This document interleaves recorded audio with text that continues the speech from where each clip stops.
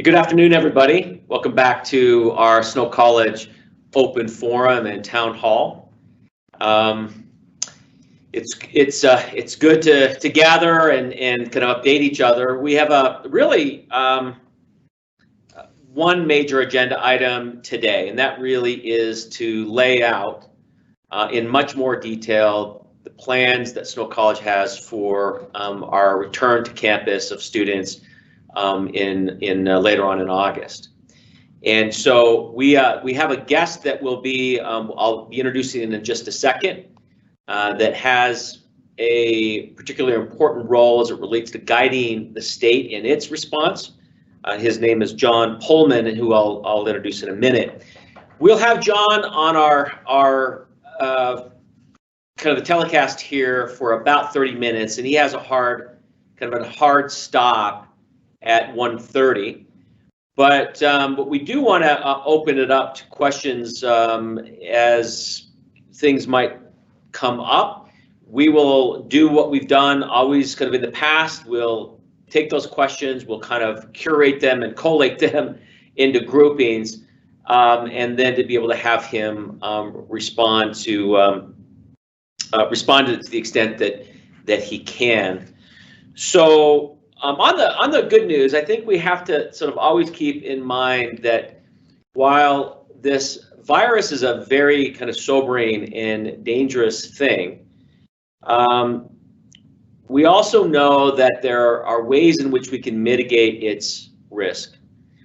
And what we know is that with mask wearing and de-densifying, it's a term I've been hearing, we can go a long ways to protect ourselves and others on that front. And what we also have to continue to, I think, reiterate is that we have to focus on metrics that matter. And the metrics that truly matter really are those cases that require ICU attention and, of course, fatalities. And as we watch those numbers, and as long as we're not overwhelming and swamping our healthcare system, the numbers of infections is less important if it's in a way, because the vast majority of people will weather this quite well and easily. In fact, the cases we've had on campus, the football players that were diagnosed a couple of weeks ago, they're fine now, and the worst they felt was a kind of a slight sort of flu-like symptoms. So let's keep that in mind as we go forward. We know there are lots of questions related to details, and we'll get to. I'm pretty confident that 90+% of a lot of the questions that we get regularly will be answered into today. But we are going to ask you to buckle in for some time, because if we're going to go over the details and over the plan, then it is going to take some time as we bring in other cabinet members and others to talk about the details. But just a few minutes ago, you will have received from my office a written plan, and to the extent that you can pull that up, that will help as we kind of go through it.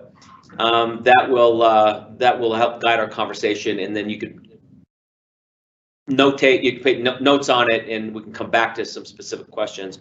So we're going to get the majority of our time will be spent on that particular plan. But I really am so happy to see my colleague John Pullman, who is the senior director of the Levitt Partners, based in his office is based in Salt Lake. He brings with him a whole host of experiences relative to health and Human Services, as he served as a health policy analysis in the U.S. Department of Health and Human Services. He earned his master's degree at George Washington in health policy, and has a bachelor's degree from the University of Utah. So I've gotten to know John because he and I serve on a statewide task force relative to COVID, and the Levitt Partners has been given a specific assignment to help advise the governor in the state. So John, welcome. It's nice to have you with us at our kind of bi-monthly town hall. So welcome. It's nice to see you. Thank you, Brad. Great group, and have enjoyed serving on that task force with you and the contributions you brought. So do you want to map out generally the role that the Levitt Partners has relative to this situation in the state, and what can you tell our audience about that work and where we are at the moment? Yeah, absolutely. Well, as you know, so many of us have just redirected our time and focus in the last 4 months. It's hard to imagine that it's been 4 months and this really got going. Our firm, which does a lot of public health advisory consulting across the country, was called by Chris Cox, who leads the Governor's Office of Management and Budget, to come in and just help out with some advising. We've done 3 main things. One, we've helped draft and been helping to update the color-coded guidelines that the state issues on its opening up, sort of what happens in each colored phase in a safe way. We've been helping K through 12 with their reopening plans and sort of how to keep schools safe and so that they can open and how to make decisions around that. And then, of course, working with the higher ed task force. So 3 things that are simple and easy and not controversial at all. Obviously, it's been a ride. But this task force with higher ed has been great. I mean, although each university and institution and college has different geographies and demographics and resources and even cultures, it's been such a collaborative effort to see them bring ideas and thoughts and help develop plans. Levitt Partners helped to develop the structure, so the plan that you'll see, we helped to design the structure for that. And mainly what we wanted to do and help bring is make sure that every institution was being thoughtful that they're checking every box. So this affects a lot of things, and there's a lot to consider. And we just want to give a structure so that, do you have a plan for contact tracing and isolation and your interventions in classes and large group gatherings. And it's been each institution has customized those to their own unique needs, but we feel confident and are glad to see how these plans have come together, and the detail and thoughtfulness, and the plan you've just released is right on par with the best. Do you want me to say something about the state? Did you have a follow-up question there too? No, I was gonna ask that question about how's the state faring relative to the rest of the country, and I do need to sort of also preface that John he's not a representative of the state. He's been hired by the state to consult and advise. That advice is taken or not taken by the governor, the legislature, and other state officials. So let's just be clear that he's an advisor role solely. But from your perspective, how is the state doing? How are we trending? What are you seeing now? Yeah, no, it's interesting to see from the national to the state. I mean, back in March and April, we were looking at New York and saying, man, that's their problem. At ours, we're at a low case count, and I think people were feeling pretty comfortable. And I don't think we'll ever look like New York. There were a lot of things that they had to deal with, and that they weren't prepared for, that our state now is prepared for, so we can prevent that type of thing. But I think even a month ago, we thought the case count was going to kind of stay low where it had been in early spring. And since Memorial Day weekend, we've started to see an uptick as we've been reopening. I think we've been uncomfortable the last 6 to 7 weeks to see as a statewide numbers. So now we've had 38,000 cases total and 2,300 hospitalizations. I think deaths is about 290, coming up on 300. So we've had an impact, but most of that's been happening in the last 6 or 7 weeks. And this is a trend in the West, in the South part of the country, that is concerning. However, and you can't just look at one day. It's better if you look at a week and a little bit more. The last 7 days have been a lot better and encouraging. We've seen lower case counts overall. The deaths are a little higher because there's a lag, usually about a 14-day lag between your cases to potential deaths, or even longer. So our death count now might be related more to what's happened in the past, and of course the cases today. And so that's encouraging. I just saw the case count today. It's 339. That's a half, almost a third of what it was a couple weeks ago in one of the larger ones. So, and I attribute that directly to social distancing and to the mask mandate. I think that's been huge in changing and curbing this. And what to me is really encouraging of that is that these things do work. You mentioned that we've got to live with this, and there are ways you can adapt and live with this. And when I see those cases go down in correlation to additional behavioral changes that people are taking, I get encouraged that we can manage, and we need to. I know we're hoping for this holy grail, the vaccine. We're hopeful. We don't know, but we want to live our lives the best we can this semester and next semester, and so we got to do it. But I'd say overall concerning, but I'm glad we're having this conversation this week than as opposed to last week. So I'm more optimism now. It's good to talk to us a little bit about what we know about mask wearing and if we can minimize density and spacing. That seems to be what I'm hearing anyway in terms of my own research on this, and then of course the task force conversations. The experts keep on telling us that masks make a difference, spacing makes a difference, and trying to densify spaces makes a difference.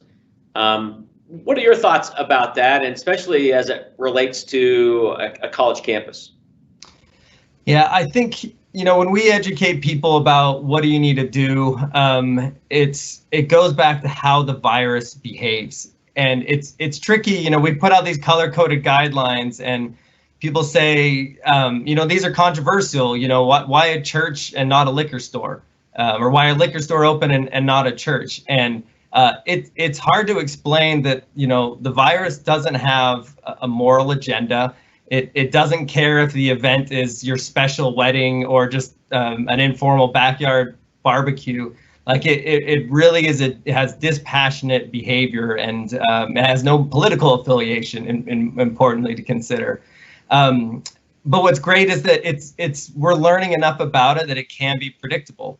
And it's basically going through the air primarily. It's so when you're closer than 6 feet away and talking directly to someone, or maybe you're a little farther but you're shouting at them or laughing or singing, those can kind of change the distance, which is your clustering.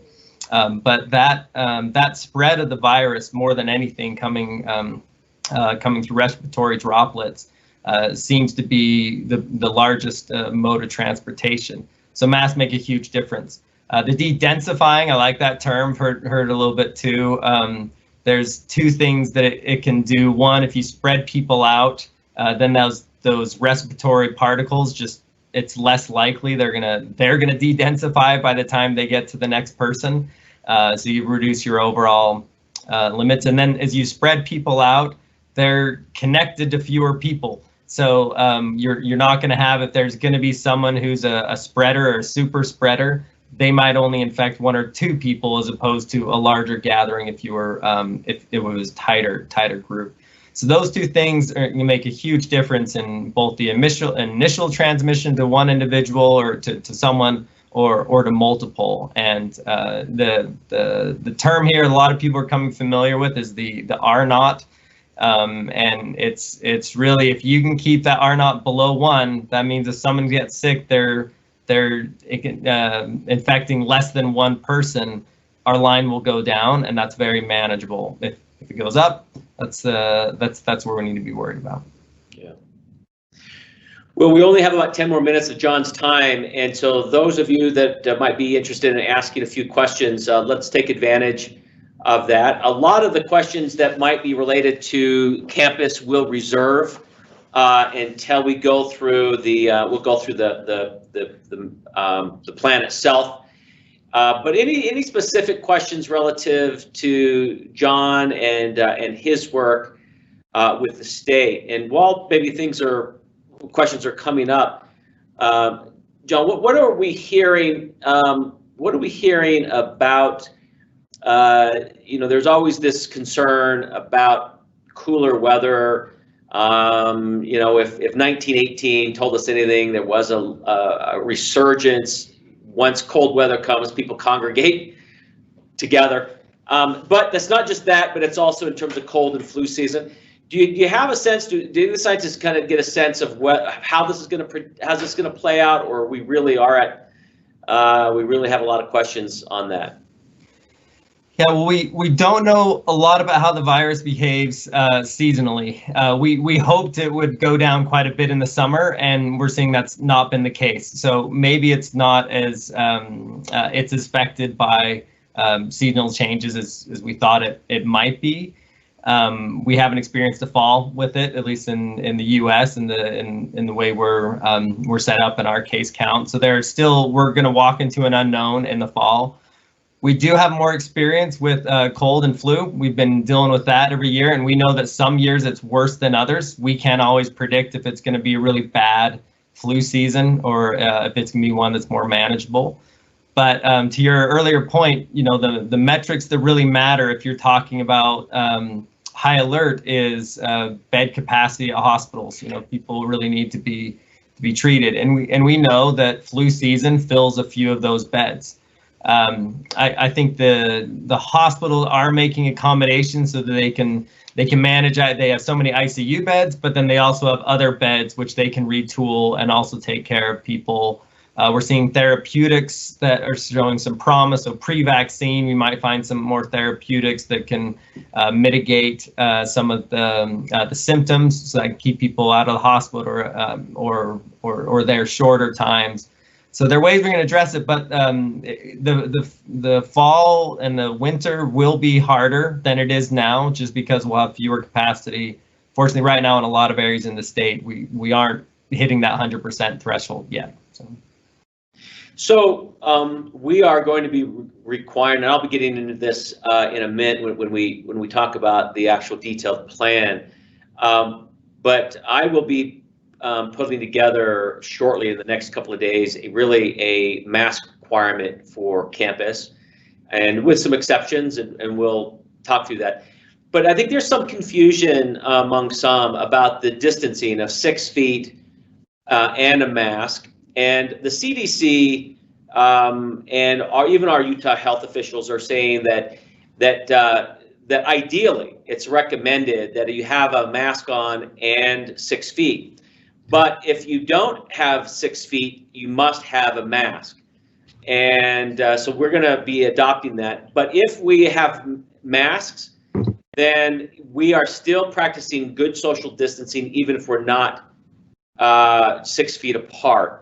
So you want to make sure that's clear, because I think there are some folks who feel that we ought to be, that what we really needs to happen is mask and 6 feet. And to the extent possible, we're going to try and make that happen. But we are still safe, according to the CDC and other state health officials, that as long as we have masks, that 6 feet barrier is less of an important feature. Yeah, I think I'll start by saying the safest you're going to be is stay home, don't go anywhere, right? If you want to go like the safest you can be is don't engage in life outside a room.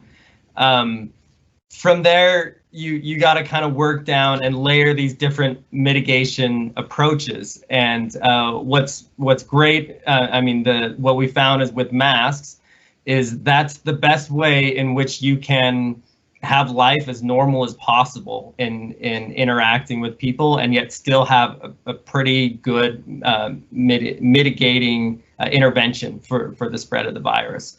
So you're right, CDC guidelines, best practice. So if you say stay home, if you're not going to stay home and isolate all the time, then if you're going to go about your life, 6 feet and a mask, better. less than 6 feet and a mask, still a lot better than less than 6 feet and a mask. So it's maybe an intuitive sort of scale down, but the CDC has given that guidance. We do the best we can. You're not always going to have 6 feet, right? You can't always make that arrangements and keep our economy going, keep our lives going. But if you can keep that mask when you get within 6 feet, then you're finding a good balance there.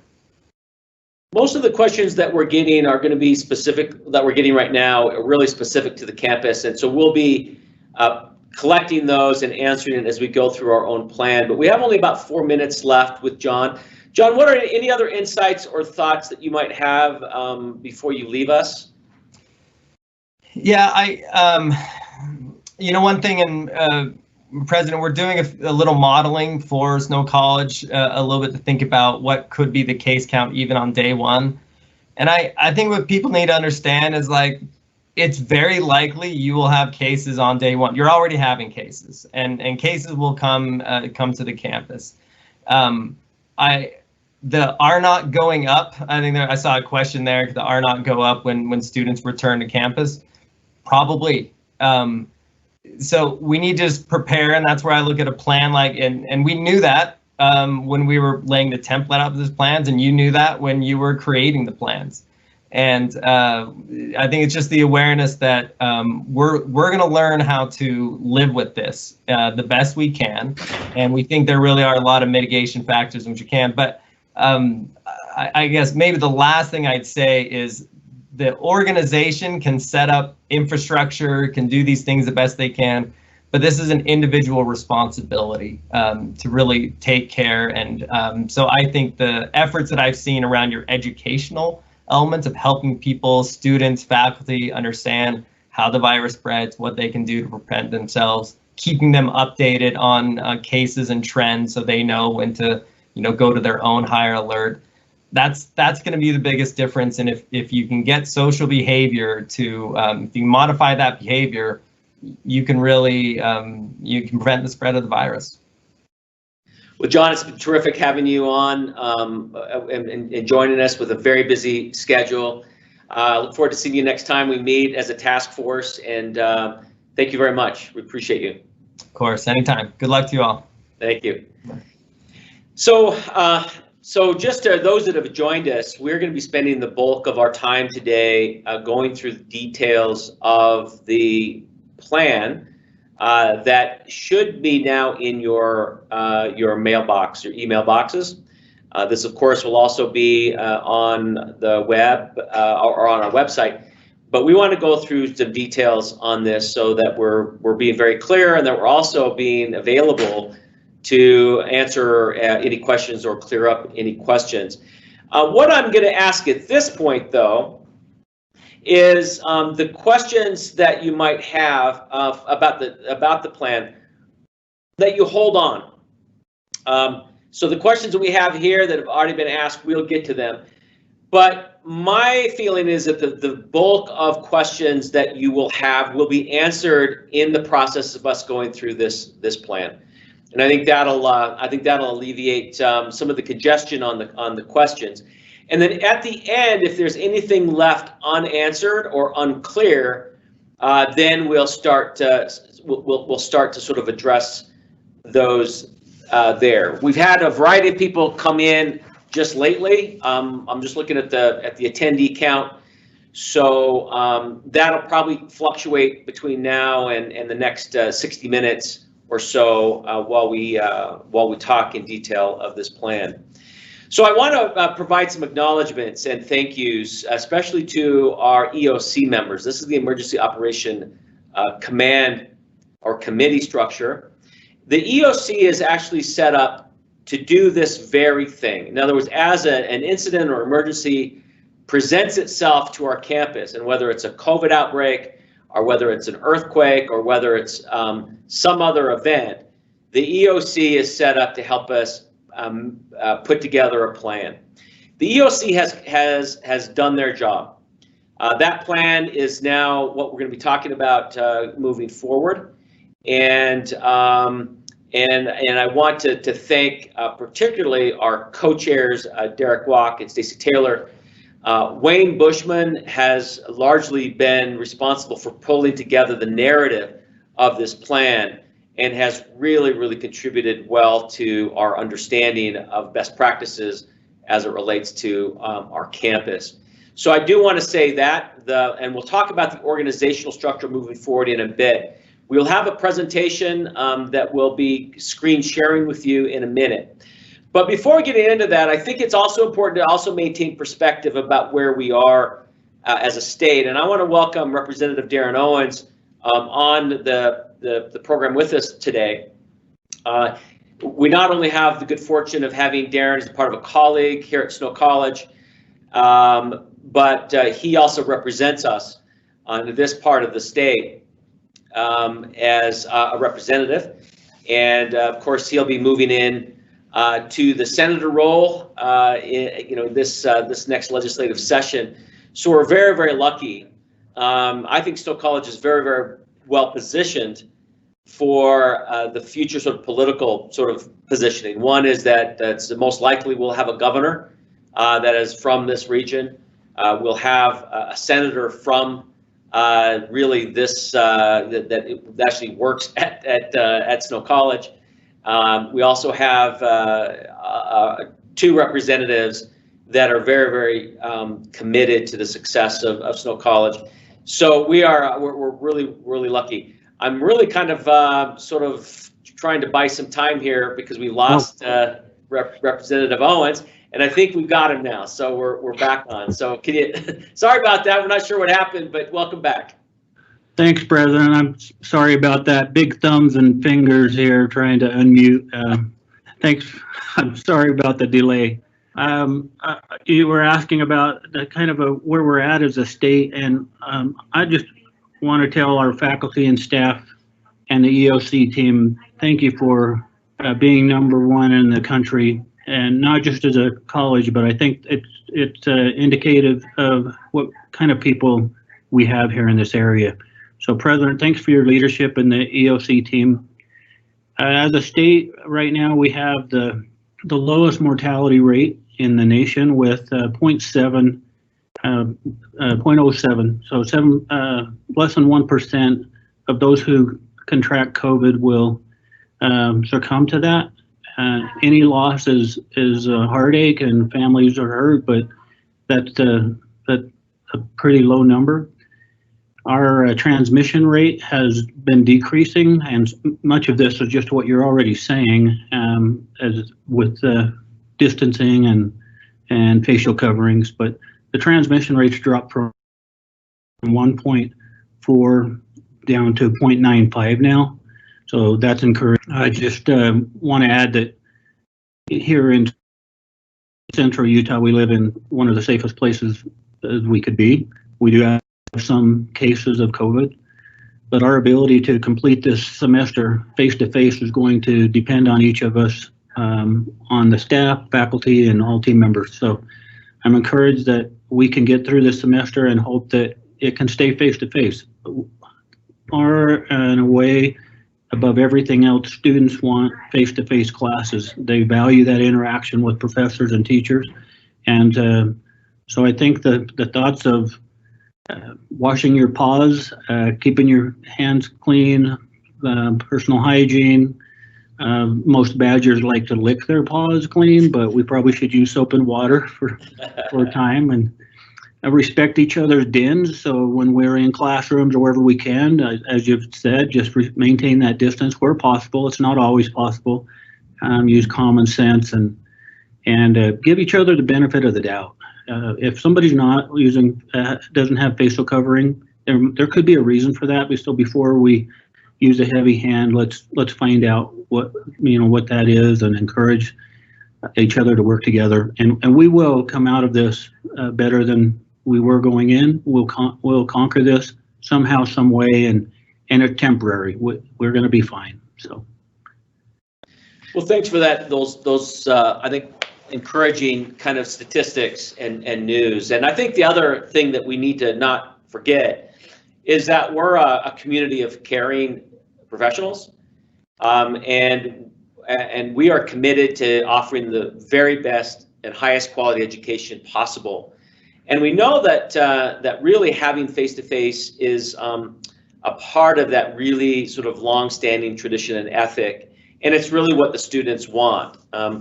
You know, Terry Clausen every day is getting, you know, comments or questions really from potential students and returning students as to, are you really going to be back on campus? Because if not, then I'll either just, you know, take a gap year or sit it out or something. And so we know that's the vast majority of our students actually want the experience to get back to normal. So while we're very committed to offering the best educational experience we can, we're also very committed to making sure that we're as safe as we can. And that are some of the principles that guided really the work of the EOC in putting together this plan. So with that as a caveat, again, I'd like to have folks just kind of hold their questions over the next half an hour, 45 minutes, and to see if we can really answer the vast majority of questions that might arise. Can we share the screen? We've got a presentation here. I'll be bringing in a variety of colleagues to help me walk through this. But again, if you do have this, you should have this in your inbox that you should be it should be available to you, and we won't go through every line, but we will essentially be highlighting the major points. And again, by the time we get to the end, if there are still unanswered or unclear questions, then we can circle back. So next slide. So the overall objective and guiding principles that guided the conversations and the writing of this plan are as follows. Our objective really is to ensure Snow College's ability to continue meeting its mission in helping advance students in the achievement of their educational goals through continued traditions of excellence, innovation, and an atmosphere of engagement. We still have a very serious mission to accomplish, but we need to do it safely. So here are the guiding principles. How do we deliver that objective and that mission? And here are some of those principles. One is that we ensure the ability to deliver critical and core operations. That's everything from our academic delivery to our student services and other kinds of really critical infrastructural elements to keep this going.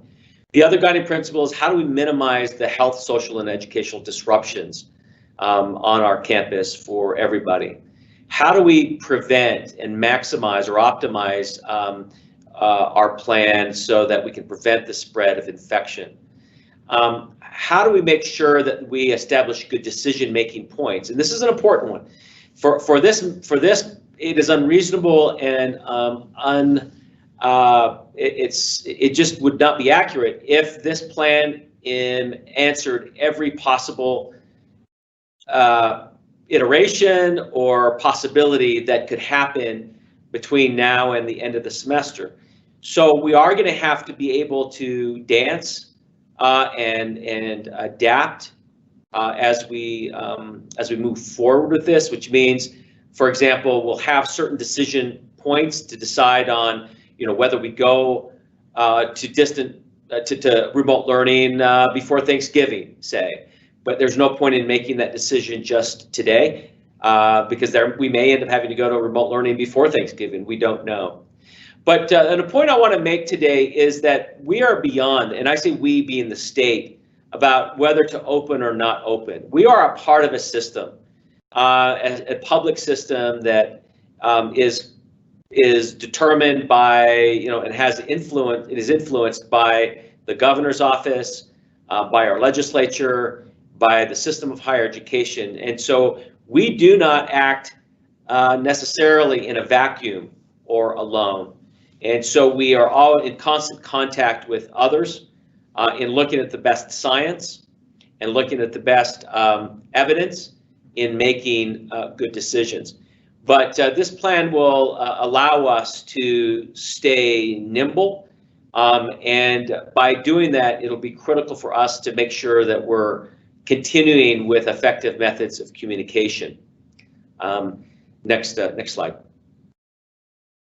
So the second section in the plan that you have just outlines what are the return to campus working groups.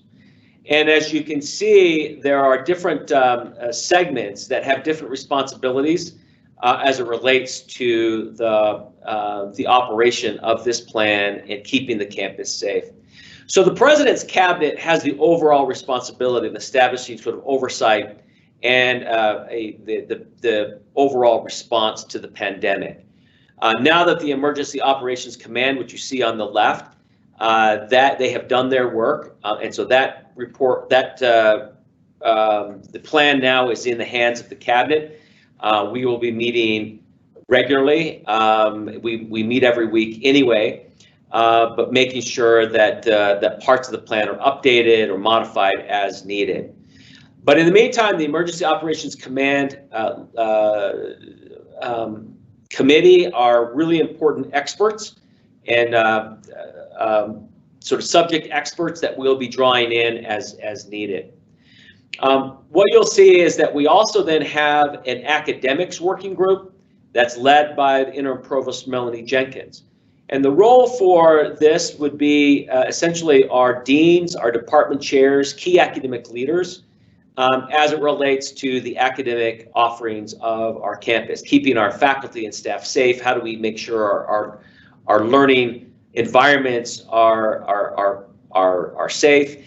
And there is no one particular policy that can solve that because every learning environment is different. Music has a different learning environment and configuration than, say, art.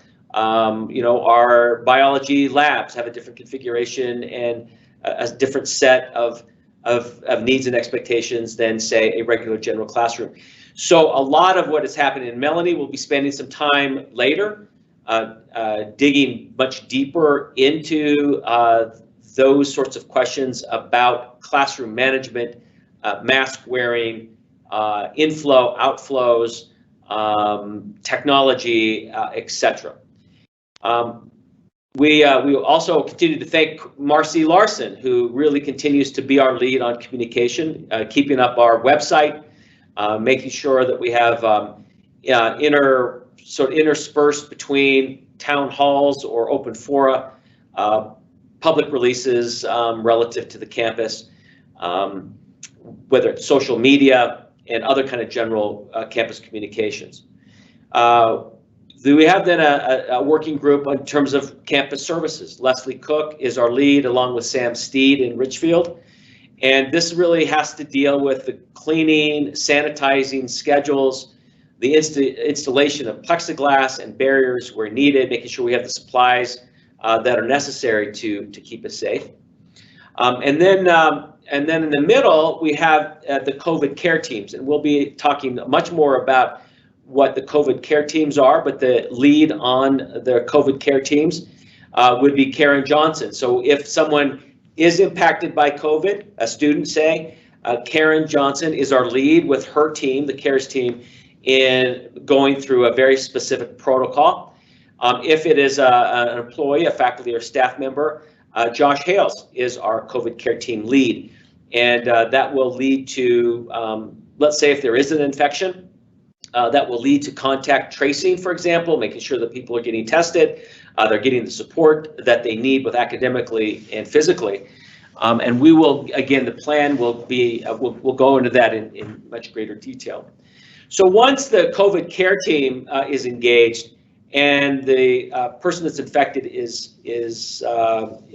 tested and it's found to be a positive, then our contact tracing lead is Gary McKenzie. Now the actual contact tracing itself is the responsibility of our county health departments, both in Sevier and in San Pete.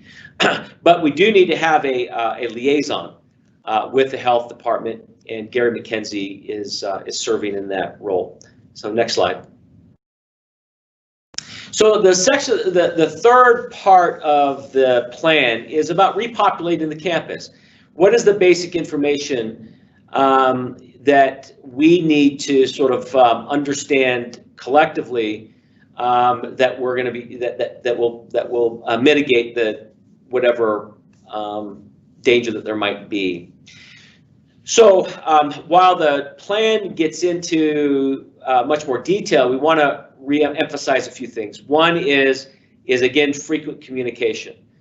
Now, and I want to sort of underscore this, that communication does require some personal responsibility. Does require that we will try and make sure we're getting everything very clearly laid out. But if people can't attend, say, the town halls, and if they're not able to get to read their emails, there is, of course, the web. And then, of course, in terms of just asking questions.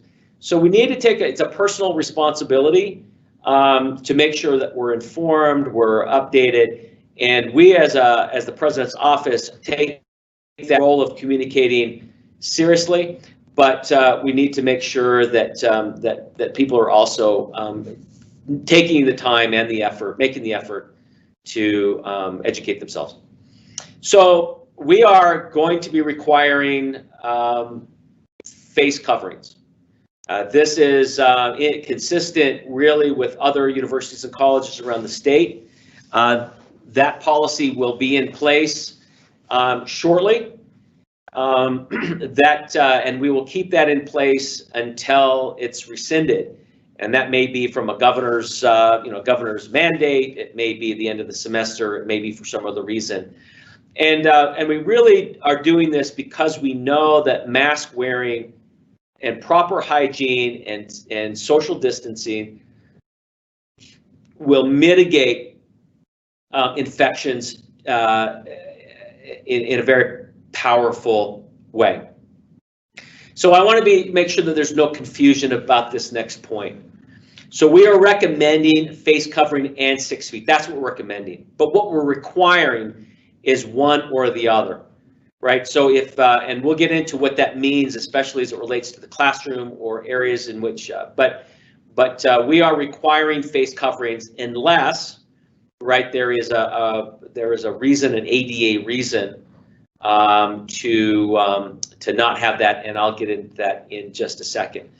So again, a face covering and 6 feet, or just remember that if you do have face coverings, you still are practicing good social distancing if you're not if you're closer than 6 feet. So that is really a CDC item as well as a Utah Health Department item. So I hope there's no confusion on that, and if there is, let's talk about that a little bit later. So this is another really important point of us being good citizens with each other. And that is both employees and students are going to be required to regularly monitor their health.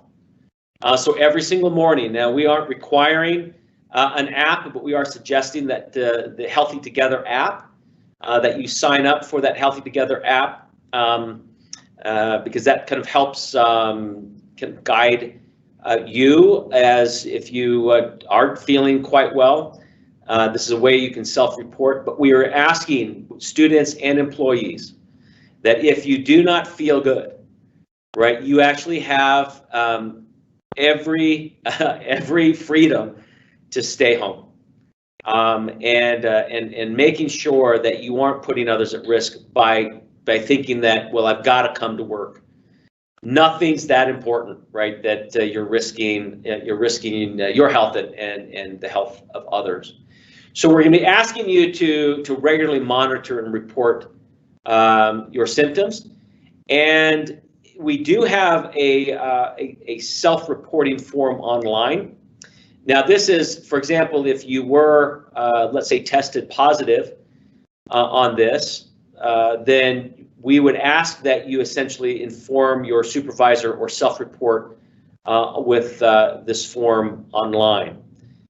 This will enable us to make sure that we're mobilizing the care teams, we're making sure that we're giving you the proper support, and making sure that we're watching out for each other. Now, the COVID care team, which is going to be made up and led by whether it's on the student side, Karen Johnson, on the student side, there will be a whole host of trade staff and students that will be working with those that might be affected. And there will be a procedure which we'll walk you through in just a minute. And there will be a similar process if you're an employee. We will ask that all students and employees to have testing performed if you've been exposed or experiencing symptoms. And again, that Healthy Together app will tell you. They'll ask you a battery of questions, and it'll tell you.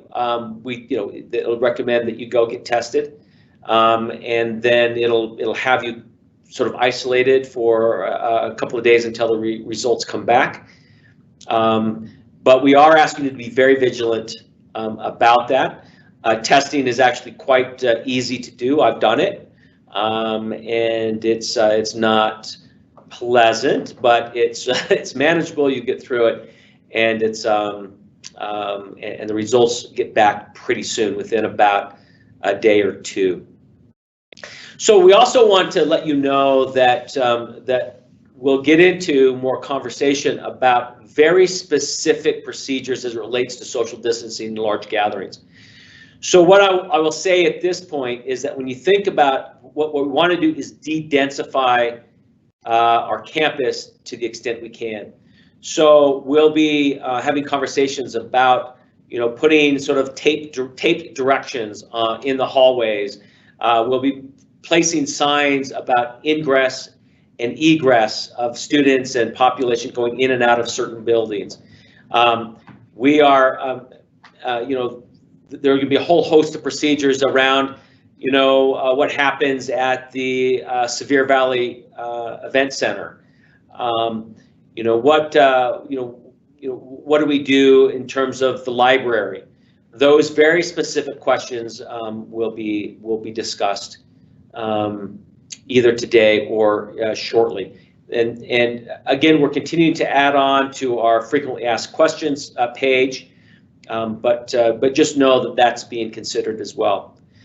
We do have leave policies for COVID-related items, and I think we've talked about in past meetings about that in terms of, all right, let's say that I do feel under the weather. I don't know if it's if it's COVID, but do I take a sick day? What do I do? We'll be having Josh Hales on in a minute to clarify that if there's any. But we've talked about it in the last couple of meetings. And simply that we're just going to be required for students and faculty and staff to follow college guidelines and requirements. We don't want to create a police state. We don't really want to have to feel like, that there is an enforcement culture here, because we're trying to appeal really to the best natures of each other. But that may not always happen. And just know that if there are kind of belligerent disregard in this way, that if it is a student, this is a student conduct issue. This will be referred to the Dean of Students, Jason Springer.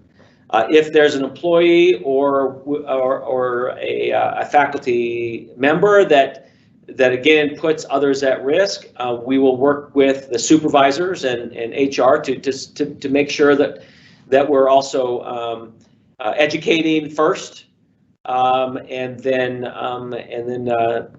making sure that we're doing everything we can to make this a welcoming and safe place to work. Next slide. Okay, so there's a lot in front of us, but I want us to kind of move away for a second to answer maybe some questions that we've seen in the past about move-in day for our students, and about what we're doing specifically in terms of the residence halls.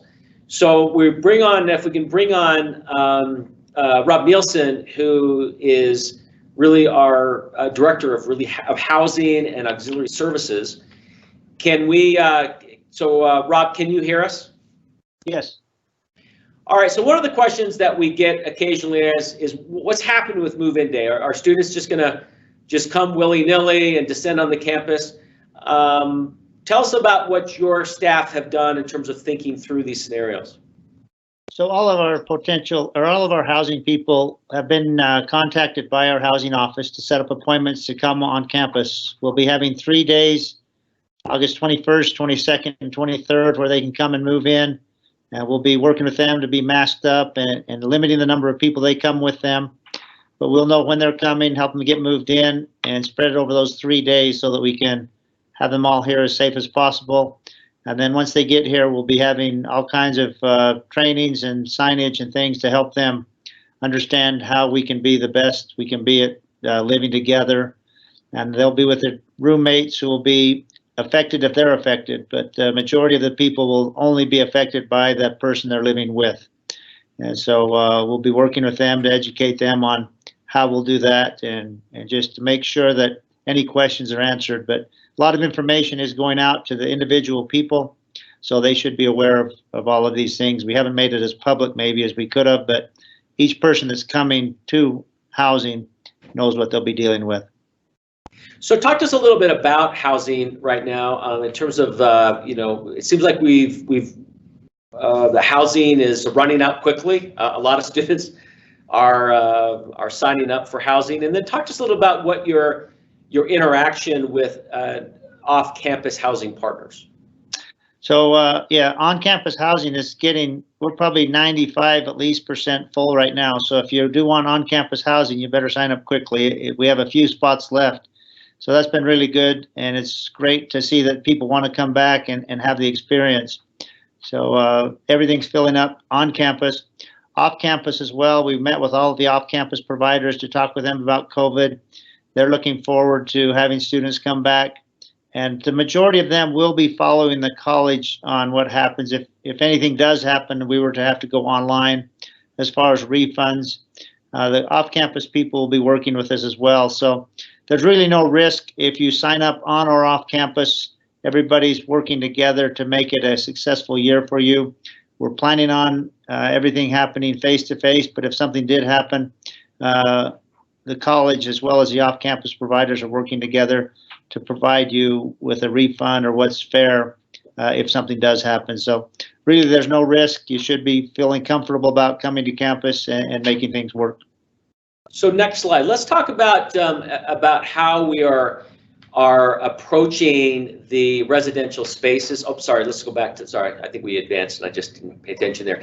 So let's talk about thinking through the dynamics on the ground with roommates and cleaning and all that sort of thing. So our cleaning crew will be increasing their rounds each day to make sure all of the high-touch areas are sanitized regularly. The RAs and the RDs will have added responsibilities in cleaning. As they're on shift, they'll be going around working with those high-touch areas. We'll be getting extra cleaning supplies for our housing people, so that if you, as a roommate or as a resident, you want more cleaning supplies, they'll be available. So we're doing all we can to make it as safe and as clean as possible. As I mentioned, you and your roommate are considered kind of like family. So just as if something happens with me, my family will be quarantined or we would be together. So you could be isolated or quarantined with your roommate. That's still things working out with the state guidelines and everything that we're doing with. But we have Nuttall Hall, which has been designated as an area where we can isolate people if they have symptoms or if they're being tested or need to be quarantined. They would be moved over there, and then we'll learn more about the care team, the COVID care team, but they would take over from that point. So what that would mean practically is that the roommates wouldn't have to wear face masks with each other. But if they're dealing with anybody outside of that family/roommate household, then spacing and face masks would be required in the halls, anywhere in terms of the social circulation spaces. Yeah, that's correct. So we want face masks to be worn in the halls. Housing is going to provide a face mask for everyone that's in campus housing, so they will be receiving when they move in. They'll be getting a mask, and we're encouraging them to bring others. We've seen a lot of creative masks, and so we may have to go for a creative mask contest. But you'll need more than one to keep them clean and sanitized as well. Okay. So listen, if there are any other questions about residential or that, please write those down in a minute or when we get, but we're going to be moving on to the next section of the plan. So next section or next, yeah. So the other sort of cluster of where we get density is, of course, in our classrooms. And I'll ask Melanie Jenkins to talk about the academic spaces and the conversations that with academic leadership, the deans and department chairs. So Melanie, do you want to address this part? Sure.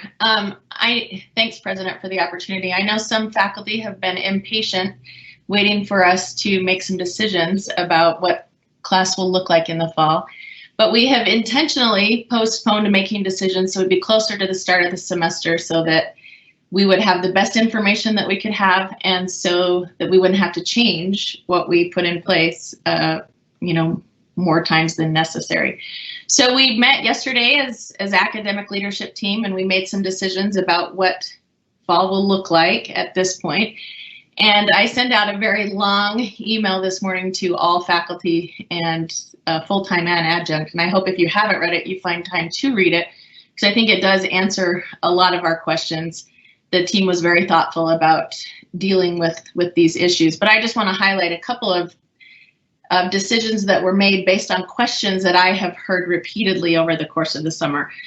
And the first is about masks. We are requiring masks in public spaces, and there are some questions. Maybe it's okay if I just answer this now. You're commenting, it says masks or social distancing. We are requiring masks in public spaces, but we're asking people to use common sense. For instance, I'm in my office right now alone, and I am in a public space, but I'm able to social distance. Nobody's here with me, so it's okay for me to remove my mask.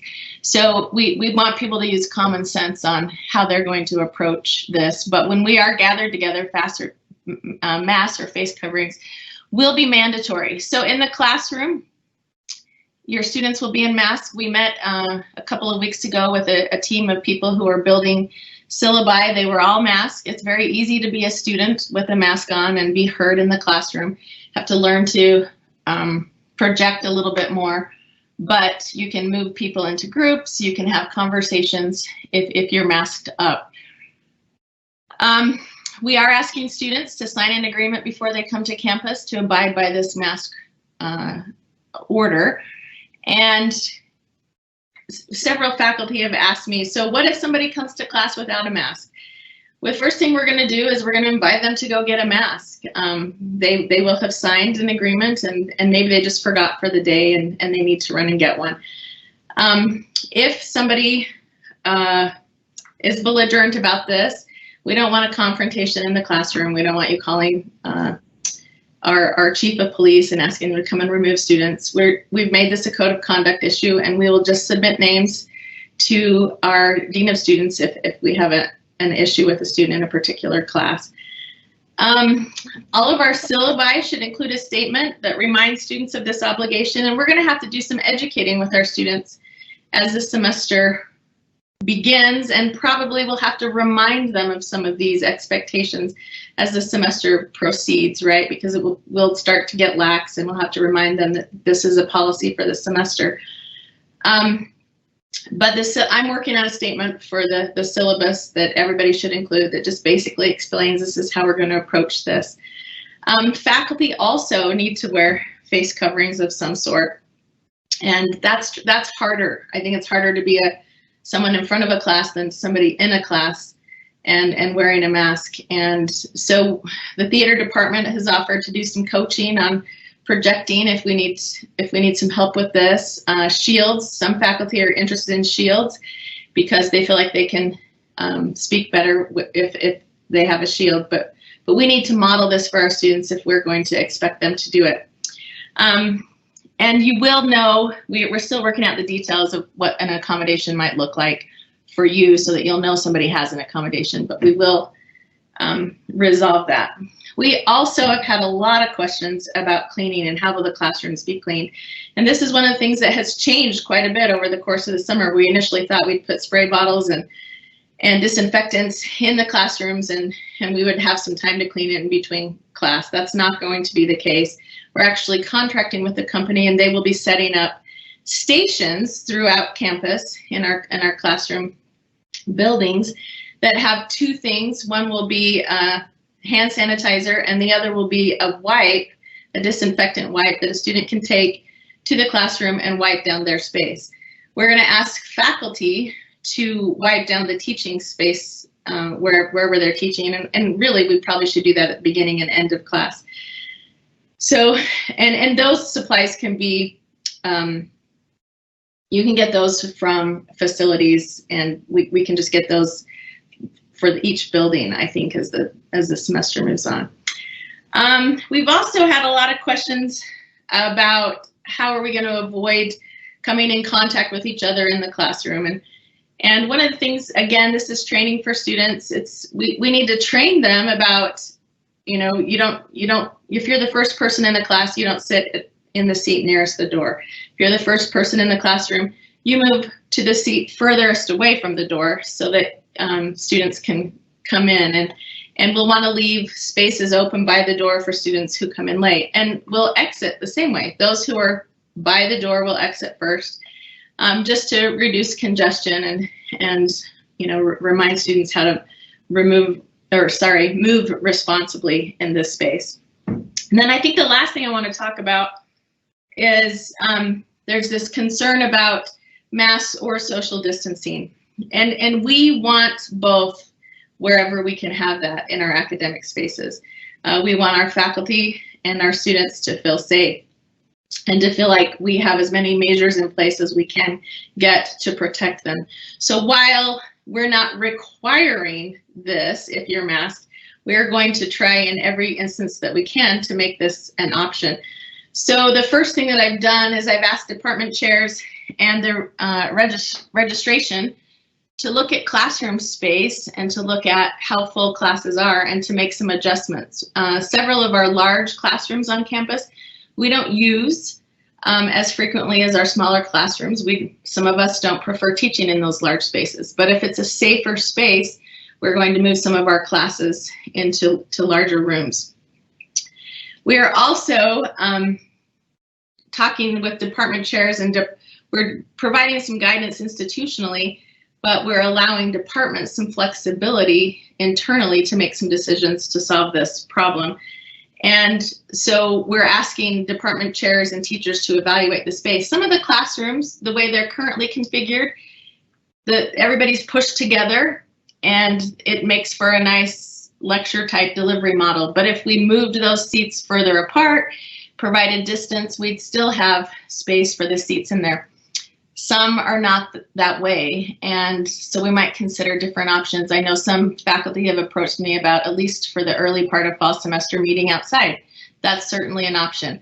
Another option might be the AB schedule, not as an institution, but in classes where social distancing is going to be very difficult. And so department chairs are working on these plans. They're going to share those with you. They'll share those with academic affairs. And we're just trying to create as effective a learning environment as we can while maintaining safety.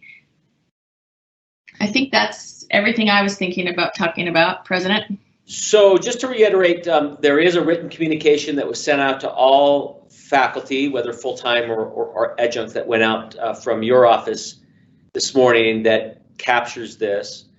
And then if there are any other questions that you have, those that are listening, that isn't answered in this, then let's address that a little later on. But let's then move on to the next slide, which then goes back to our plan. Section 4 deals with how do we monitor for the incidences that will be with us. And just know that we are in direct cooperation and partnership with our local health departments, in both Sevier County and in Sanpete County. And what do we do is what we want to talk about right now, is what happens when someone has tested positive. So I want to bring in Rob Nielsen again, because it's under his kind of and Karen Johnson, really the kind of COVID care teams, but also in terms of testing, and then moving on from there. We'll have a graphic here in a minute. It's a decision tree that we'll walk you through. But do you want to talk a little bit about the testing, Rob, and the contact tracing? So the testing, that is under the direction of the health department. They will, once you get the symptoms, we'll refer you to them, and they will be contacting you as far as where you would go and how you would be tested. And then we will be working with the health department to find out, with your permission, how to best deal with that testing. We would hope that after you're tested, you would come back and be self-isolated, either in your room or in Nuttall Hall. And then when we get those test results back, then we would decide how to move forward, whether you go home, if you're positive, you stay here in quarantine, or if it's negative, how the health department will be working with you. On the same line, once someone is identified, then the health department will start working with you to check your contacts. And that's anybody that you've been in close contact with over the last few days. So again, if you're within 6 feet of someone, but they have masks on, that would not be considered close contact. So it's going to be people that you've been unmasked with in close contact for over 15 minutes. So it won't be everybody in class. It wouldn't be everybody that you've walked past. The health department has a forum, and they'll be working very closely with you. Gary McKenzie, our trainer, has been working very closely with the health department to understand all of this, as we've dealt with it with 3 or 4 cases of our athletes that have been back on campus. And we've been able to handle those and understand really how that works. So Gary's done a lot of work with the health department, as has Karen, with the COVID testing. And as President mentioned, as we get going on the COVID team, you'll see how this all works together. So do you want to talk a little bit about what we learned, from these athletes? I think there was a lot of fear initially, and everybody was quite alarmed. But this gave us a chance to kind of work out our processes. So what did we learn? Because now that if we get more, it seems like we know how to do it. We get better at it. I think we've had up to 4 now in total, and again, all of those athletes have recovered at home and they're fine. So do you want, what did we learn that we could take into the semester? I think the first thing we learned is that we're a lot better prepared than we think we are, and than a lot of places are. We brought about 120 athletes back on campus July 6th. A couple of days later, a couple of those had symptoms. We had them tested, and we had several people tested. 2 came back positive. One went home and was tested at home, so he really wasn't ever on campus. Then one person was tested that was positive and was living off campus. So we tested a lot of the other athletes who were close proximity, and they came back. And since then, we've had 2 other cases test positive. But the first 2, we learned a lot about how to deal with it and not to panic, and that everything's going to be okay. Each of those athletes, or each of their students that have had it, have had flu-like symptoms for 12 to 24 hours, and they seem to be fine. They haven't had any other case or any problems at this point. We don't know the long-term effects of this as well. But so what we learned is that we're ready for it, that we can handle it, and that people are going to be okay. That the people around them kind of got nervous as well real quick, and then realized that, you know what, this guy's got the flu, and it's okay, and we'll work with them and we'll deal with it. So we still have people on campus. We still are working with people and monitoring their symptoms every day to check. They did a great job of wearing masks in all of their meetings and all of the interactions. We learned that students will still be students. They're 19, 20-year-old people, and they do like to do what they want to do off hours, so we can't mandate masks everywhere they go. So we really need to work with everybody to be together in wearing masks all the time, not just in class. So let's go to the next slide here as it relates to COVID care teams. Do you want to sort of talk about the intent of the COVID care teams, Rob? And then we'll go through actually two flow charts in terms of decision trees that that will help us make certain decisions. But do you want to talk about the COVID care team, especially the student COVID care team? So the student COVID care team is designed to support the student once they go into the testing phase. As far as their physical, mental, emotional, all aspects of their health. So first thing we'll do is we'll be working with their faculty members to ensure that they have their classes online and can get the information they need for their classes. That would include laptops or anything they might need. Then from a physical point, we'll be working with food services and housing to make sure that food is delivered, that they're taken care of with food, and if they're put in Nuttall Hall, that they would be delivered there. So that will take care of that. Then other members of the team will be contacting them to make sure that they're okay emotionally and just to be in touch with them and have people to talk to. So this care team is designed just to help the students that are dealing with COVID, whether they're testing, whether they're negative, positive, if they're self-isolating. This team of people, which is a really good team from all areas of campus, can support the student to get them through this if they choose to stay on campus, if they're positive, or if they're just self-isolating. If they choose to go home, the care team will still be in touch with them and working with them academically to make sure that their classes are covered and that they can get the information they need until they return to campus. So the next slide actually kind of illustrates this more concretely in terms of, let's say a student is identified. Do you want to walk the campus then through a case? So you have your student. A student we think will have symptoms. They could go to a faculty member, a member of the staff, a coach, or anybody, and communicate that with them. We would like that person or the student at that time to be immediately contact Karen Johnson or Gary McKenzie, who are the two people dealing with the kind of the contacts for the care team. From that, Karen will then contact the other people in the care team to put this into order.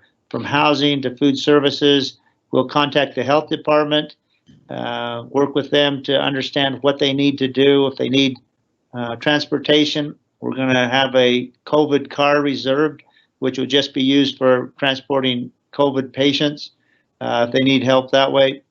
Then they would get to the doctor, be tested, working on self-isolation, and then depending on what they find out, they can be transferred to Nuttall Hall. They could go to their off-campus housing for their isolation. They could go home, but we know that the health department will be working with them to help them in those choices.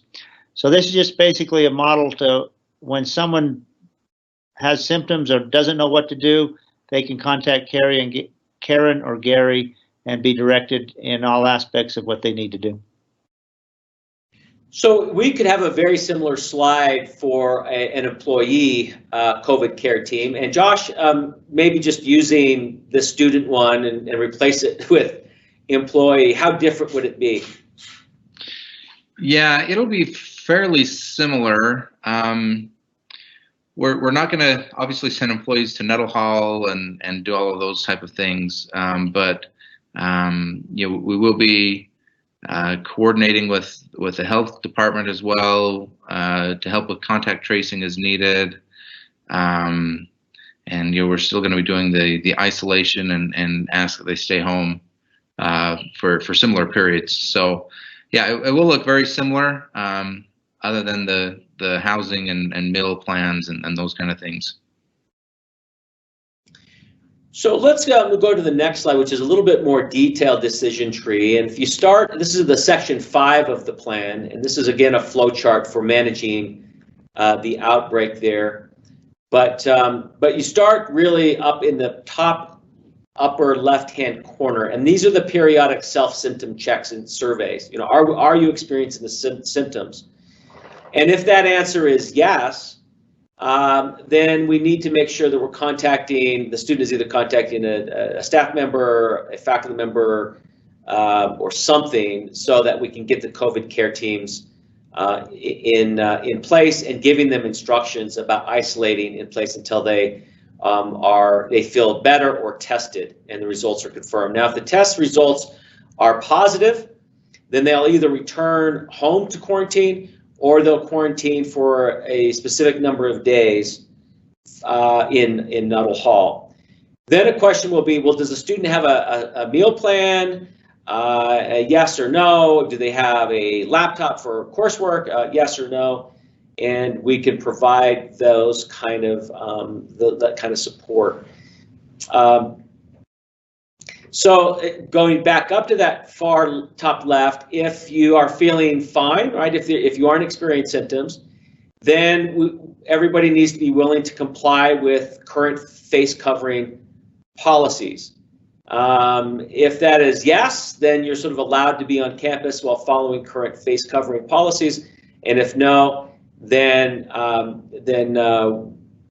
the student will have to go to the office, the ADA office, and be able to document why they cannot wear a face covering, and then they will be issued a letter. And the same with faculty and staff. Not everybody can, whether they're asthmatic, whether they have other kinds of health conditions. So, but we want to make sure, though, that that there is a very good reason as to why someone would not have a face covering. And so, I don't know whether, Josh, you may want to talk about that part, both on the employee side and the staff side, in terms of being able to document, right, and verify that if you're not going to be wearing a mask, there needs to be a really good legitimate reason. Yeah, that's right. And I would say the exceptions to face coverings are probably going to be pretty rare. Probably for many, if you can't wear the cloth face mask for whatever reason, we'll probably still ask that you at least wear a face shield. And so exceptions to any face covering at all are actually going to be quite rare. But you're right on the process. If you do feel like you can't wear either one for some reason, students contact Paula and Julie in their office, the ADA office, and employees should contact either Linda or myself in HR. Okay, excellent. We're getting pretty close to the end of the presentation, but next slide. The sixth section of the plan deals with temporary reclosing if necessary. So what you'll see in that part, and what has really been on our website for quite a while now, is how do we deal with the different color-coded risk levels. As you know, we are in a yellow phase right now, but Appendix B of the phased guidelines of that report and online will tell us what we need to do. If it moves to orange, right, we will have to adjust and modify. If there's a temporary reclosing for whatever reason, we will then communicate that and put that in place as we watch the state and as the system of higher education deals with whatever this virus throws at us. But we have to remain nimble on this. We've got to be able to adapt. No one has a perfect crystal ball as to how this will be, but I will say this, what we do know, what we do on this campus together will make a difference in terms of whether we're going to be able to deliver on our promise of a high education here for our students. So what we're hoping is that there's positive social pressure among our students and among ourselves to be very vigilant about this. And so one situation that we need to we have not taken a position this is not taking position in terms of what we're going to do post Thanksgiving. As we sent out the survey to faculty and staff about sort of the campus feelings and temperature and opinions about how prepared we were, we did ask a question about the Thanksgiving question, whether we should continue to go face-to-face or whether we should go remotely. And this is what's really interesting about and the characteristics of this particular COVID thing and personal opinion is that it was almost split down the middle, almost directly down the middle as to people who have one opinion or another. So what we do know is that most students want to be face-to-face though. So we're not taking a position on the Thanksgiving just yet. We'll put a marker out there on the calendar that we will make a decision based on the status of the state and our region. But as of right now, we have not made that decision just yet. But there will be identified deadlines where we will make certain decisions. Next slide. All right, well, this is really kind of the last bit here, and then we'll open it up to questions. Just remember that we have a shared responsibility. Let's take care of each other. And what's awesome is that we're smart people, we're resourceful people, we're capable people and professionals, and really, if we're doing everything that we can, we will be able to get through this and get through this safely. When you think about, again, the metrics that matter, and it really is, again, ICU, admissions, as well as sort of fatalities, and we know that we've had very low and very consistent metrics on that front, and we want to make sure that we're keeping it that way. But again, it's really about making sure that we're balancing our strategy and modulating and moderating, calibrating our plan as we move forward. The last slide there really is, again, a hyperlink to what we talked about. You do have in your mailbox a written plan that we've just gone over, but it'll also be on our website. So listen, I want to now let's go ahead and go back to camera and see where we are in terms of questions that might be coming up. So I apologize to our audience. We weren't able to see the questions as we were going through the shared slides. So give us a second here to digest some of the questions. But we welcome the questions. We'll be on here as long as you feel that we've got your attention. We still have a pretty high number of attendees, so that's a very good indication of people's engagement and interest in this. So one of the questions that come up is, are we still requiring self-reporting for traveling outside the area? And the answer is yes. So self-report that to supervisor, and that'll get back to again, back to HR and the supervisor, as well as on the student, getting back to really the COVID care teams.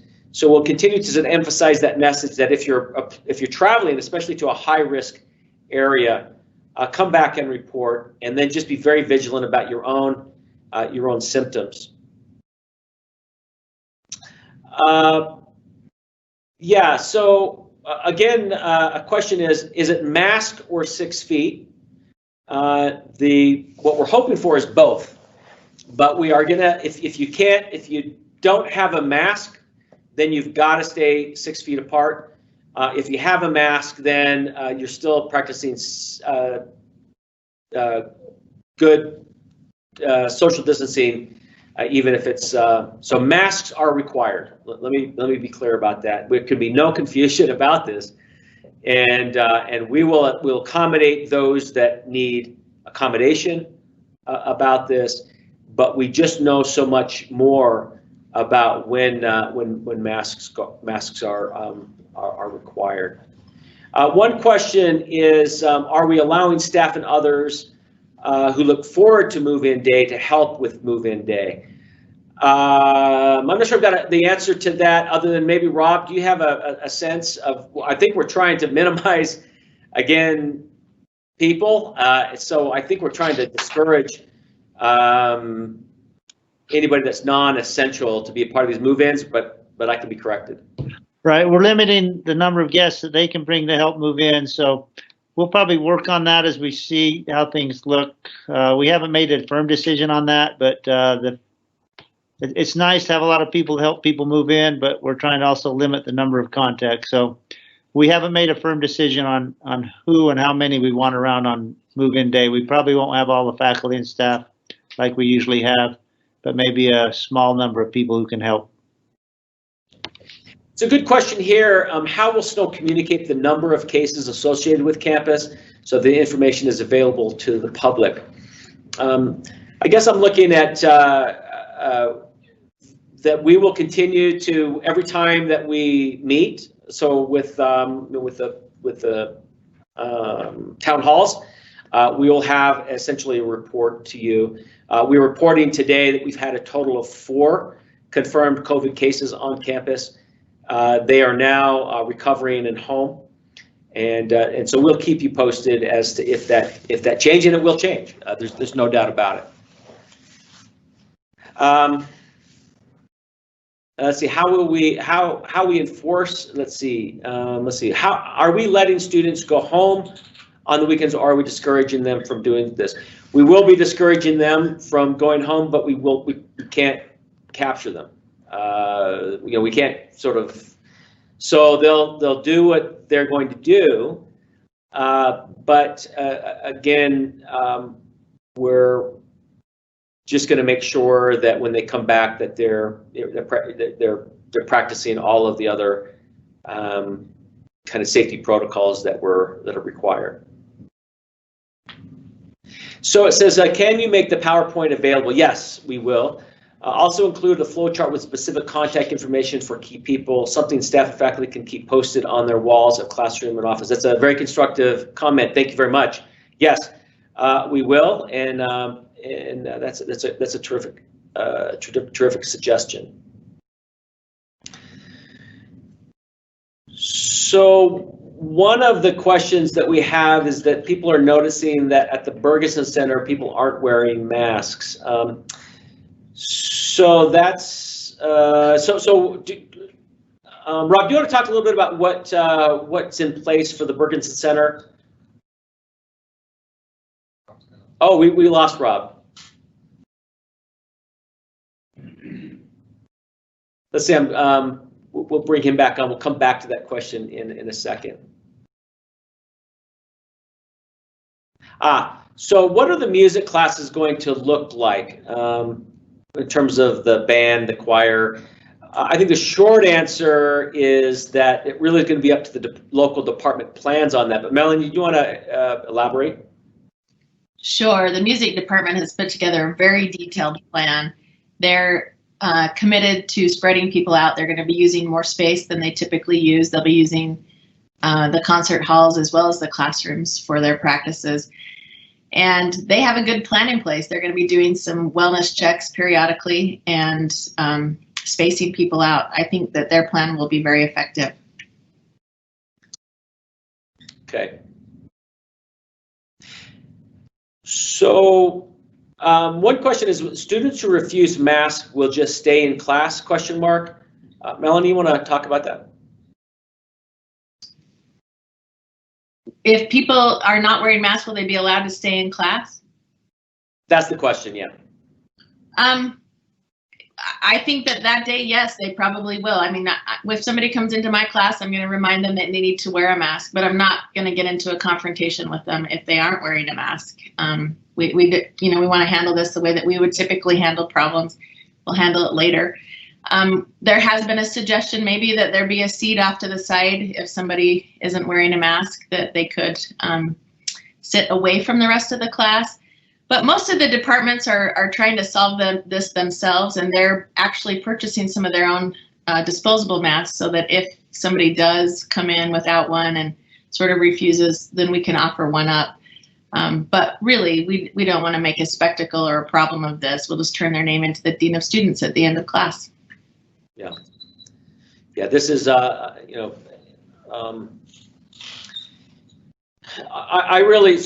thinking about what my responsibility will be, as I see students or others that aren't compliant. I probably will say something, but not everybody feels like they're in the position. And again, we don't want to sort of exacerbate confrontation, but I think there's got to be a strong ethic that that we need to pay attention to these rules and for this mask wearing policy. The details of the actual policy itself, once we get kind of the trustees to look at it, that'll come out in the next day or two. That'll give you a sense of what are the exceptions that are available.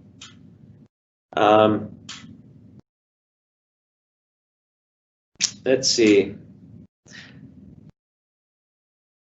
So there is a question about, are we going to be providing any kind of student life activities, even in small groups, to help students want to stay on the weekends? And the short answer is yes. I know that our student life team is working on this, especially on that first week or two, about that balance between making sure that students don't feel isolated and alone, right? At the same time, not in major gatherings or large gatherings that might present a risk. But we can have our student life team publish that if that's of interest in terms of the types of things that they have planned. But they are trying to balance everything that we're trying to say here. On the one hand, how do we attend to the whole person, right, of the student, which means their academic needs, their emotional needs, their physical needs, and that does mean there needs to be some sort of social interaction, and there will be social interaction. And the more that we can kind of control that social interaction, I think the safer it'll be. But there are things that planned. If we had Jason on, we'd talk about that. But I don't know whether Melanie, you've got anything to add to that. But we had once Michelle was saying things like bingo, cooking shows, all kinds of fun things. These will be on our school calendar. Thank you, Michelle, for weighing in on this. One of the questions is, the registration office has had phone calls about senior citizens auditing classes. Will this still be allowed, or should that be put on hold for the semester? My sense is that as long as they're abiding by campus policies with masks and distancing, then I don't see that being an issue. And it is up to them, right, to determine whether they're in a vulnerable situation or we don't make that decision for them. Maybe Melanie can weigh in on this. The question is, field trips, are they allowed locally, or can students travel in their own car? So I'm guessing what the question deals with is if it's a college sponsored field trip, are we allowing students to take their own cars? I don't know if we thought through that specific one, but any thoughts there? We didn't talk about that one yesterday. That's a good one to talk about. We'll put that on the next agenda. But we have been, what's the word I'm looking for? Not recommending travel for the fall semester. And so I think we would just look at these on a case-by-case basis. Where are you going? What is the situation there like with COVID? How will you ensure social distancing and mask wearing? Those kinds of questions will come out with each situation, and we'll just have to weigh them on a case-by-case basis. We did have Gary McKenzie weigh in on that question about the Bergeson Center, and he says that they are supposed to be wearing masks in the Bergeson building, and sometimes when they're not within 6 feet we do not wear them. So I'm guessing that there are two. When it comes to faculty or faculty and staff that might be in that building, if they're working in that building, they would do like anybody else. If they're working in their offices or they're maintaining 6 feet, that would be one thing. But when it comes to the athletes and working out, my guess is that the intention would, again, to stay 6 feet apart and with masks, and then to have regular cleaning protocols on those machines. And if there's anybody else that's listening that can clarify that, let's do that. So one comment is, should it be necessary for all instruction to be delivered remotely? The music department has a software solution for ensemble rehearsals to continue online. That's terrific, and so I would say that, as you know, that information I'm sure is shared now with the chair and the dean. That would be useful as faculty may think about what happens if we have to convert back. Let's go back to one. There was one that was. Let's go back to. Yeah, and Melanie and others have answered some of these questions, but it's probably worth talking to the whole group about. Let's go down to this one. Yeah, right there. It says, if we have a big classroom, do we still need to wear a mask if we're more than 6 feet away from the students at the front of the room? Melanie, you answered that question. You wrote specifically to this person, but do you want to kind of reiterate your answer on that? Sure. So one of the things we really want to do is model students wearing masks. And if we're not wearing them, students likely will not feel a need to wear them as well. So I was meeting with a group yesterday. I felt like I had plenty of space in front of me. And so I removed my mask and I told them, hey, I have plenty of space. I am, my germs are not going to land on you. And I went ahead and talked to them. But what I noticed is I move around the classroom a lot. I travel quite a bit. And it was very difficult for me not to want to move down the aisle. And if you remove your mask, you're completely restricted to maintaining that distance the whole time. And so it might make more sense to wear your mask so that you can teach in your more natural way. But we can make those judgments on our own when we know that we have space. We just need to explain that well to the students, and we need to mask up before and after class and when we're interacting with them individually so that we're modeling this behavior. So do you want to just say a few words about face coverings as opposed to just face masks? So we have, as you know, face shields, sort of a splash protection, but it's also going to be used as another option. Talk to us about that. Yeah, I think that we're saying face coverings are what's mandatory. It doesn't have to be the same kind of mask that, across campus. Face shields will work. Some faculty are more comfortable with a face shield. Face shield might work more appropriately when we have students who have hearing impairments, even though we're getting some software for them so that they can actually transcribe what happens in class. But I think shields are appropriate. Shields will work effectively also. One question here, I assume Paula's office will help with students on the autism spectrum and can only focus on masks if they're wearing one, and maybe they have to, oops, I lost, oops. Oh, right there. Yeah, so I assume Paula's office will help students on the autism spectrum and can only focus on masks if they're wearing one, and maybe they have to do with something else. And Melanie, you said yes, they will work through her office. Let's go back to that one that Josh responded to. So is the recommendation now social distancing and mask wearing? Originally, we were being told that the mask wearing was recommended if social distancing is not possible. If we're requiring masks, is the social distancing necessary in classrooms? So, Josh, you want to reiterate that with our policy coming out as a mask required place? How do we answer that question? Yeah, and kind of like what was mentioned, the finer details of all of this will be made a lot more clear when the policy comes out. But and we've mentioned this before, but both is always better. but we also recognize that both is not always possible. We're not always in classrooms or other places going to be able to have both. And so we are saying both when you can, but you know, if you can't social distance, then absolutely, then definitely wear face masks. And then, you know, there's been some questions about, well, if we are 6 feet apart, can we take masks off? And again, we're just going to come back to use common sense. You know, I'm here on campus. I'm not wearing a mask, but I'm alone in my office. So obviously that's not, you know, I'm not a danger to anybody. But you know, sometimes even if I'm 6 feet apart, I'm still going to wear a mask if I'm interacting with other people, because again, both is always better.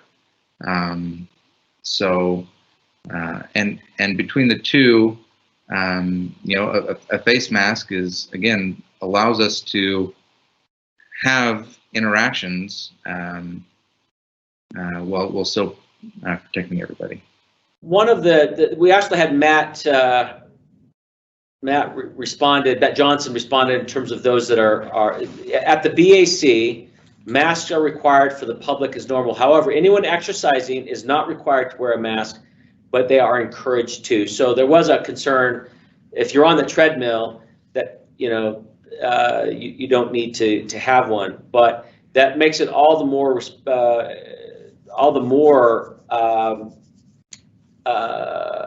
the greater need that we're actually cleaning up those spaces after one finishes. And the workout folks are expected to clean up after themselves, but I know we've also doubled up on our cleaning regimen and hourly students for those areas. One question is, can you talk more about what an A-B class might look like if we need to do that? So Melanie, you want to address that? Sure. We've spent quite a bit of money installing cameras and microphones. Well, we're in the process of installing cameras and microphones in the most used classrooms. In fact, we have pretty good coverage across campus. And what that allows is for a faculty member to teach live in front of a class and simultaneously broadcast to a group of students who are outside the class. And so in situations where we feel like it's just too crowded, it's unsafe to have all of the students in the room at the same time, an A-B option might look like on Monday, you know, A through J comes to class, and whatever letter is after J through Z, they watch from home, they participate from home. And then on Wednesday, they swap that so that they're having an in-class experience. The students will be in front of the teacher, but there will also be students participating remotely, and we can switch that around the way that suits us best. So that is one option that some departments are exploring. Good. Do you want to give us a sense of where we are on the cameras at the moment? So Lauren is just working furiously getting the hardware all ready for every room that we've identified as needing these cameras. The cameras are all on order. I have not heard that they have arrived. Maybe Carson knows something different, but we were told that they would make it. We are in competition for cameras with nearly every institution in the nation, but he found a good source, and we expect those to be installed before the semester begins. So another question here is, if a staff or faculty see students or others not wearing a mask, what should they do about it? I think we've answered that, but maybe I'll have someone else answer that. Carson, what would you say? Since you haven't said anything. Well, that's okay, President. But no, I think that that the guidance is to encourage them to wear a mask. We're not going to be the mask police, but to encourage them to wear a mask, remind them of the requirement to wear a mask, and then again, I think as Melanie stated, we don't want confrontations. So if it's an employee that is refusing to wear a mask, then that should probably be reported to the Human Resource Department and to their supervisor. If it's a student, that can go to the Dean of Students. Good. So one question here, and this is Melanie, is can I make a decision to do an A/B on my own as an instructor? And that probably is in concert with your department chair and others, I'm guessing. Yes, and that's after we explore other options first, because we want as many classes to just meet face-to-face as possible. And so we're really looking at utilizing the campus the best way that we can, so that we're not leaving nice big space empty and having another classroom next door meeting on an A/B schedule. We actually have one department who's there's room at a particular time for 2 rooms to be scheduled. And so the instructor is going to teach to 2 rooms rather than 1 using these cameras.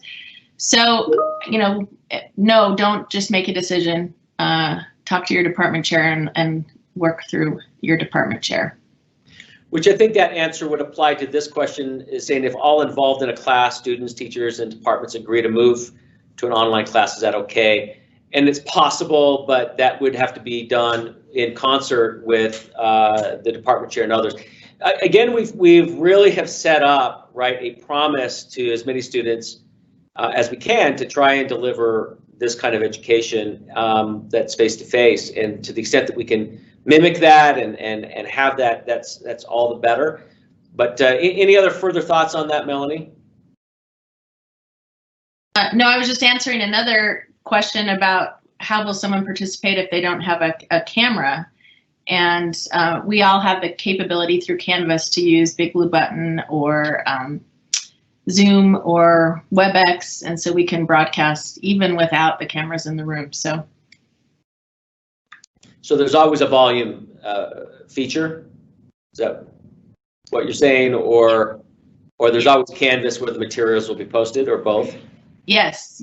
And a student can participate right now in Canvas live. Like, that's how many of us finished up spring semester.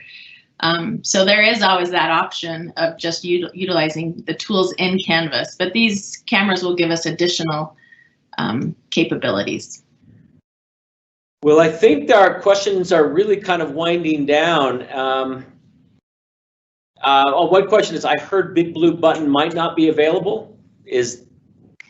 I haven't heard that. Melanie, any word there? I haven't heard that either. In fact, we're doing training on Big Blue Button in a couple of weeks. But that is only one option that works in Canvas. If you have trouble with Big Blue Button, you also have a Zoom option. You also have WebEx as an option.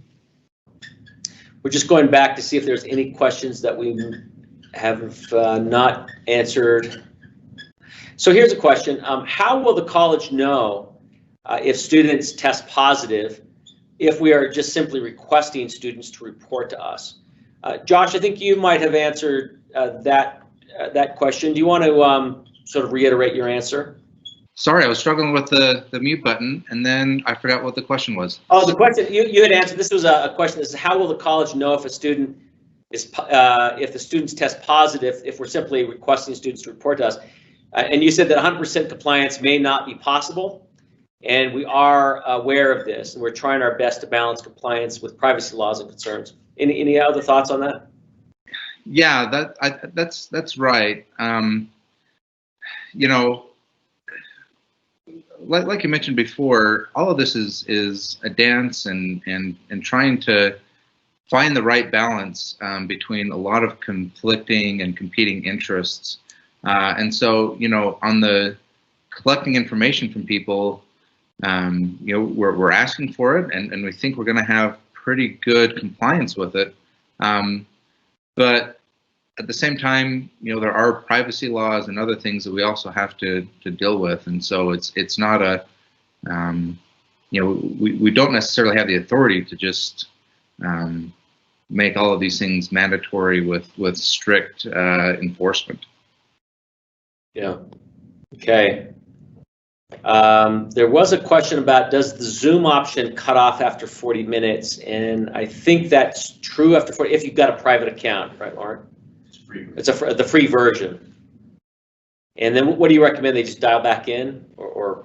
Teams is unlimited, and they can add students to a class. So Microsoft Teams is there's an unlimited amount there. Okay. Well, listen, we're slowing down on questions. just remember that the plans and the details are now in the plan. There'll be sort of other kinds of procedures that will be added there. But remember that we're going to be discussing this at every town hall, probably all semester long. We'll be so tired of talking about it, but we want to make sure that people have the information. Continue to ask questions if you do, but remember this, that it is for us to anticipate every single possible scenario is just not possible. So we have to use our good judgment. I think we have to use good sense. And to take responsibility personally for our own safety and others.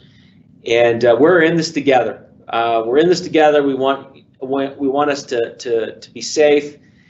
Feedback is always welcome. You're smart, you're capable. We can do this, and we're here for our students. And so until next time, stay safe.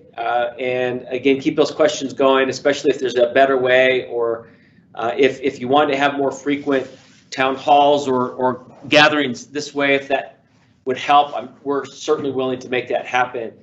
But until then, we'll meet 2 weeks from now, and then there'll be sort of intermediary communication. But continue to sort of read the documentation, read the plan, and